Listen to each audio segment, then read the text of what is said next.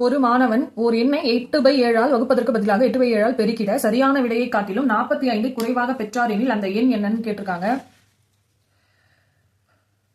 இப்போ அந்த தெரியாத எண், அந்த எண்ணை வந்து நாம எக்ஸ்ன்னு எடுத்துப்போம். அப்போ சரியான விடை வந்து 8/7 ஆல் வகுப்பது. அப்போ 8/7 டிவைடட் எக்ஸ். அப்போ என்ன கிடைக்கும்? X into 7/8. அப்போ 7x/8. இது வந்து சரியான விடை. தவறான விடை 8/7 இன்டூ எக்ஸ், 8x/7. இது வந்து தவறான விடை. இப்போ என்ன கொடுத்துருக்காங்க?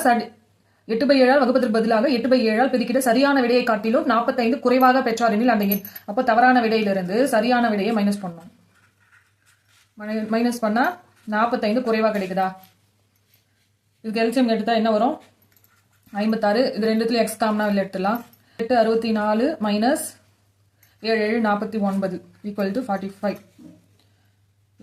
இது ரெண்டையும் மைனஸ் பண்ணா நமக்கு என்ன கிடைக்கும்? 64 மைனஸ் 49 பண்ணா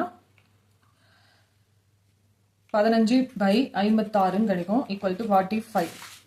இந்த 15/56 ஈக்குவல் டு இந்த சைடு வந்தா தலைகீழ மாறிடுமா? x ஈக்குவல் டு 45 இன்டூ 56/15 ஆயிடும். 15 இது 45 கேன்சல் பண்ணா 3. 56 இன்டூ 3 மல்டிப்ளை பண்ணா 168. அப்போ அந்த எண் வந்து 168, ஆப்ஷன் டி.